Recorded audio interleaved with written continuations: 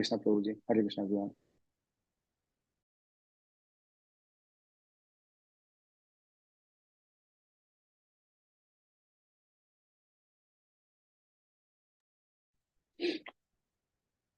Om Namo Bhagavate Vasudevaya. Om Namo Bhagavate Vasudevaya. Om Namo Bhagavate Vasudevaya. Om Namo Bhagavate Vasudevaya.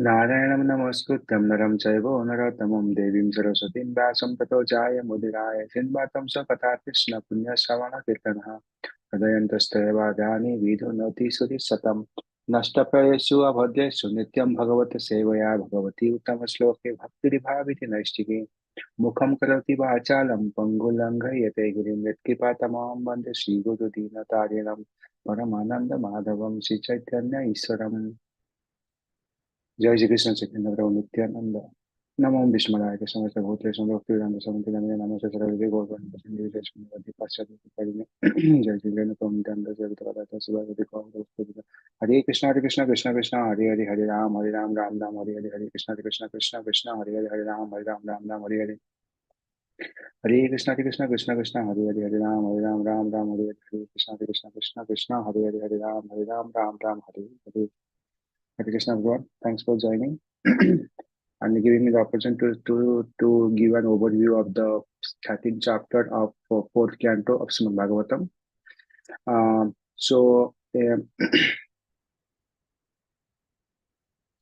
the 12th chapter of fourth canto, 12th chapter, so we had about the Dhruva Maharaj goes back to the Dhruva planets or the Vaikuntha planet.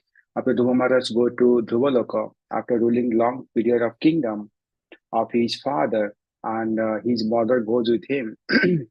So then Narada Muni was very happy after Dhruva Maharaj went to the Dhruva planets, because Dhruva Maharaj was a disciple and he attended Dhruva Maharaj attended the stage of spiritual perfections.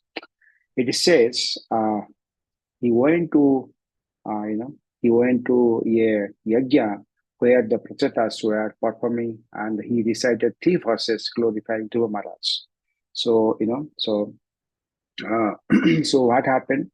So this is the beginning of the chapter of the 13th chapter.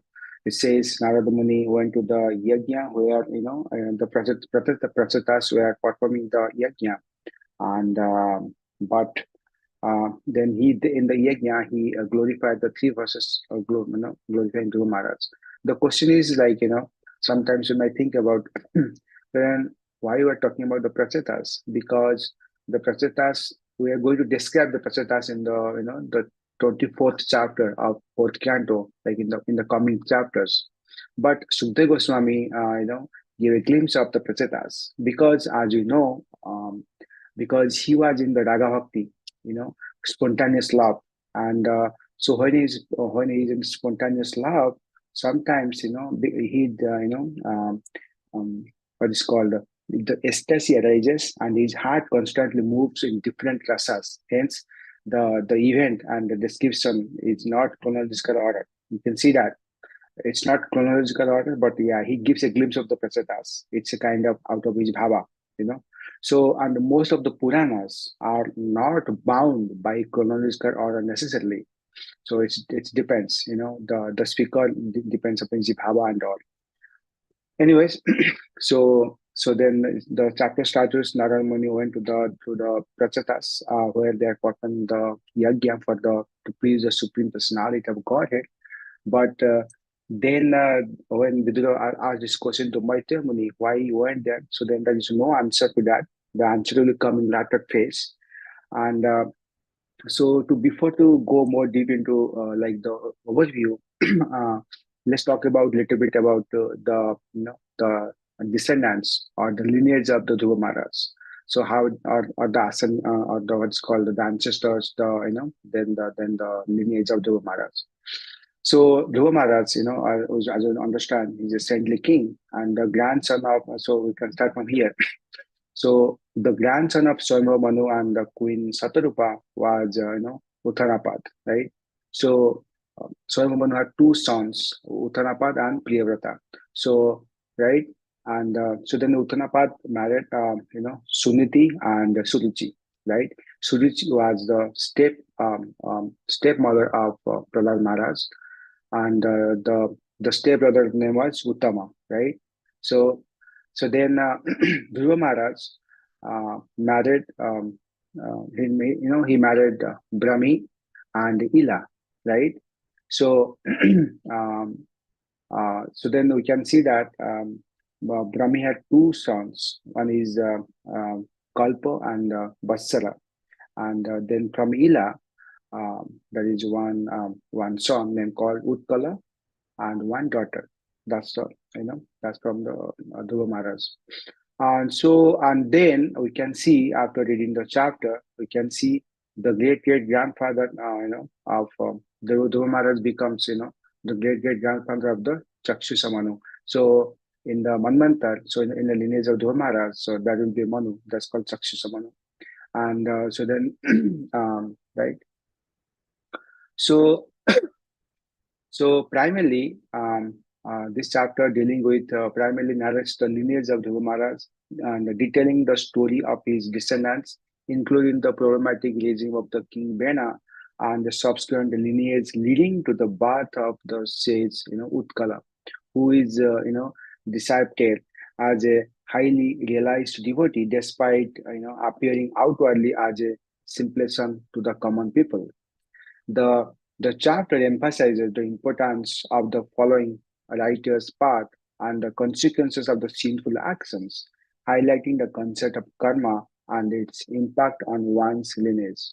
So, what we learn overall in this chapter, so in this 13th chapter, we learn about Dhruva Maharaj's lineage or descendants, and so then we learn about King Anga's virtuous nature, and then we learn about birth of Bena and his weakness nature. He was very, atrocious person. And then we learn about King Anga. He renunciated himself and went to the jungle or to the forest. Then Bena becomes the king. And then we learn about then the sages got intervenes, and then there is a birth of Puthu Maharaj, and right. So these are the important topics we are going to cover in this chapter, in the 13th chapter, and what the so that's what we're going to do that. So okay, so now let's start with the what is called the summary, or you can say overview. Okay, so now if you can understand, the sage Amartya was one of the disciple of Mahasi Parasara Muni, right? The father of Vyasadeva. Actually, Vyasadeva and the Amartya were friends and mutual well-wishers. By some fortunate accident, Amartya reached the place where Lord Krishna, was resting just before leaving the material world. And so then, so as per the scriptures, Amartya Muni knows Bhagavatam from Lord Krishna. So Lord Krishna is the teacher of Bhattacharya Muni, and so then from there he learned Bhagavatam. And then sometimes we see that Matya and Vidura Vacha. So in Bhagavatam we can see, so then Narada Muni also instructing Bhagavatam to whom? He instructed Bhagavatam to the what's called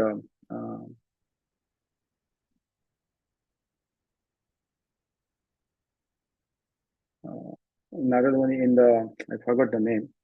But anyways, so we can see there is a many Bhagavatam speaker in this in the Srimad Bhagavatam, but here we are talking about the messages between the Matsya Muni and the Vidura.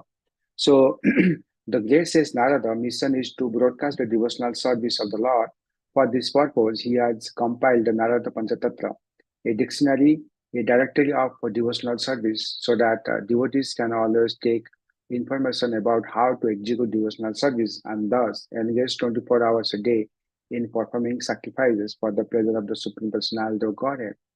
So when this is chapter starts with, when the Rajatas were performing sacrifice according to this direction, so Narad Muni was satisfied to see these activities, and he also wanted to glorify the Maharaj in that sacrificial arena. Okay, and then So there are two different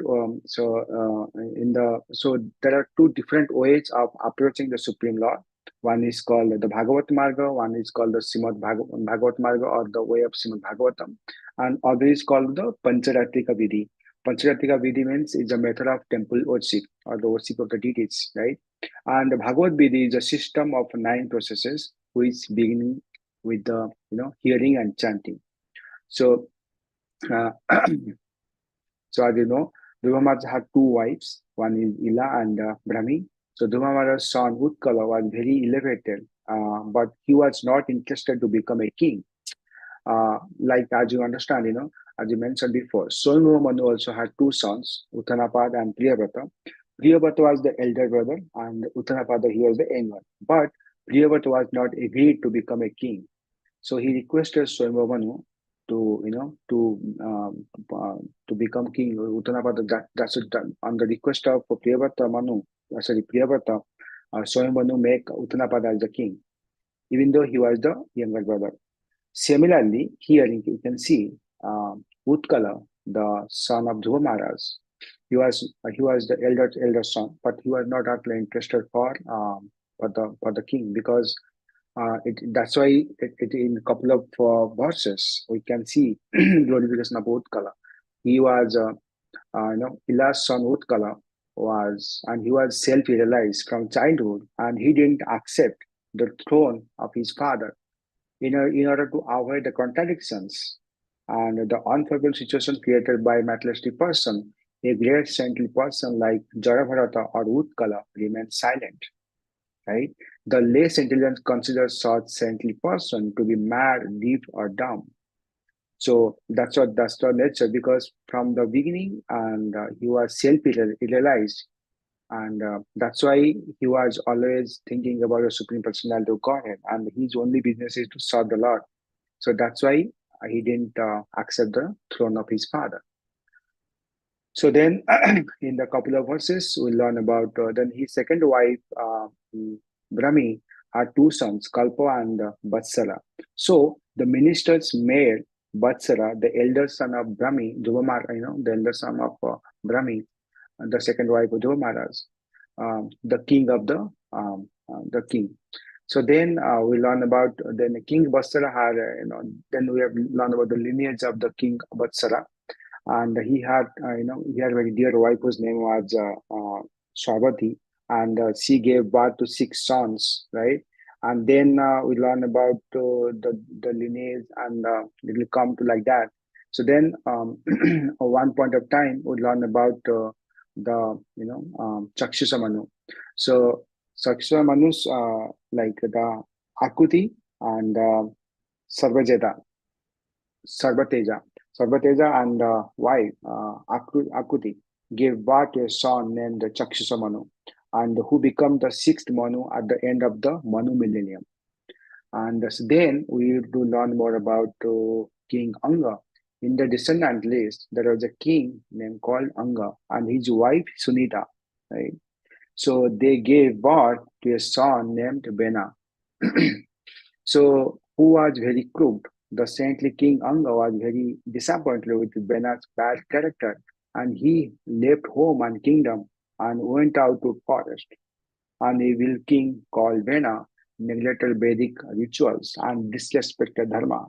He also plundered the earth goddess till such extent that she refused to provide the resources and ran away in form of a cow. The worried sage decided to resolve the problem, for which they took a blade of grass and flung it towards the king after chanting few mantras. Due to the atrocities and very grievous behavior of the King Bena, great sages cursed. Thus, when they cursed King Bena out of anger, he died. After his death, since there was no king, all the rogues and thieves flourished. The kingdom becomes unregulated, and all the citizens suffered greatly. On seeing this, the great sages took the right hand of Bena and as a churning rod, and as a result of that churning, a dark creature had first appeared. They removed all that was savage and the body was now pure. So then Lord Vishnu, in his partial representation, made his advent as King Prithu, the original emperor of the world. We'll learn more about King Vena and Prithu Maharaj pastime. So in the chapter 14 of Srimad Bhagavatam, fourth canto, chapter 14, this is the next chapter. So we'll learn more about King Vena. And then from the chapter 15 to 23, we'll learn more about the pastimes of Prithu Maharaj. As you may know that the earth is known as Prithvi. In future chapter, we'll learn more about how by granting life to Mother Earth, Prithu Maharaj becomes the protector and Mother Earth accepted the name as Prithvi. So, then here is the conversation continued between the king, between Vidura and the Rishi Maitreya. So Vidura asked these questions. My dear Brahmana, you are well conversant with all subjects, both past and future. Therefore, I wish to hear from you all the activities of King Vena. I am your faithful devotee, so please explain this. On response to this, then there is a conversation. Then Rishi Maitreya said, Mind the Vidura, once the great king Anga arranged to perform the great sacrifice known as Aswamedha Yajna. All the expert Brahmanas present knew how to invite the demigods, but in spite of their efforts, no demigods participated or appeared in the sacrifice. So then Brahmana replied to King Anga, the father of Vena, O king, we know that the paraphernalia to perform the sacrifice is well collected by you with great faith and care and is not polluted. Our chanting of the Vedic mantra is perfect, but they could not understand at first why the demigods are not appearing. So, so then the Prabhupada in his purport mentioned that it is the practice of the Brahmanas conversant with the science to pronounce the Vedic mantra in the right accent. The combination of the mantras and the Sanskrit words must be chanted with the right pronunciation, otherwise you will not be successful. So this then Prabhupada also mentioned, like in this age of Kali, so there is no qualified Brahmanas are there to chant or to speak or to recite the Sanskrit mantras. That's why in the Kali Yuga is recommended to chant the Hare Krishna Mahamantra, Hare Krishna, Krishna Krishna, Hare Hare, Hare Ram, Hare Ram, Ram Ram, Hare Hare. That is the Mahamantra to chant in this age of Kali to purify, to purify yourself and go back into the Godhead. Anyways, so I'll give you a little bit hints why the demigods didn't appear, even though the Brahmanas were performing so much austerities in that area. So in the coming verses, we can understand that it was the plan of the Supreme Personality of Godhead, Lord Vishnu. So the thing is, they were worshipping the Brahmanas. They are inviting to whom? They are inviting the demigods. But you know that the Lord Vishnu is the Yajna Purusha, right? So instead of inviting the Supreme Lord, so they're inviting the demigods, right? So so then what happened? The king Anga addressed the priest in my dear priest, kindly tell me what offenses I have committed. Although invited, the demigods are neither taking part in the sacrifice nor accepting their shares. So then the priest said that in your previous life you did some bad karma, and that's because of that sinful actions, and that's why the demigods are not appearing in the yajna. So then the Rishi advised the king Anga to worship the Supreme Personality of Godhead, who will fulfill all your desire. And they mentioned that when Hari, the supreme angel of all sacrifices, is invited to fulfill your desire for a son, because King Vena, he was the pious king, but after so much effort, he didn't have a son. And his only worry is to have a son. So then the Rishi suggested to worship the Supreme Personality of Godhead, and once the Supreme Personality of Godhead will satisfy and come to the arena of the sacrifice or is pleased. So then all the demigods will come with him and take their shares in the sacrifice. Wherever a sacrifice is performed, it is meant to satisfy Lord Vishnu. the enjoyer of the fruits of the sacrifice. And when Lord Vishnu agrees to come to a sacrificial arena, all the all the demigods naturally follow their masters, and their shares are offered in short sacrifices. The conclusion is that the sacrifice performed are meant for Lord Vishnu, not for the demigods. So then we learn about so the sages decided to offer oblations to Lord Vishnu in that sacrificial fire. If the oblation are offered into the flames, then Lord Vishnu is situated there in the form of the flames. Therefore, Lord Vishnu is known as Sipi Vishnu.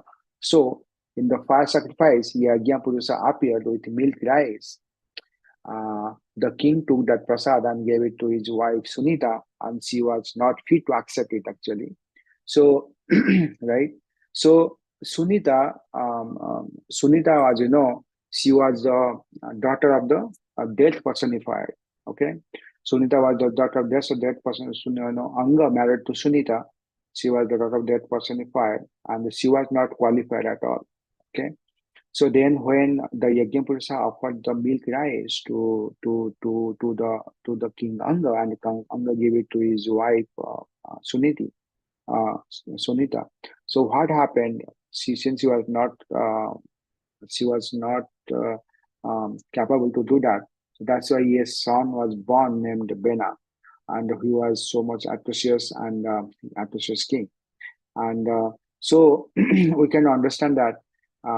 And then when the King Bena grew up, since he was his grandfather was the death personified, he got his qualities, and he becomes a rogue, and in future he becomes a kind of very atrocious person. As a boy, since he was born partially in dynasty of ill religion, his grandfather was dead personified, and the boy grew up as his follower. He became a greatly irreligious person. So then we learn about the child's mother Sunita was so then from the beginning in his life of King Vena, he was very cruel and unnecessarily killing the innocent animals and all.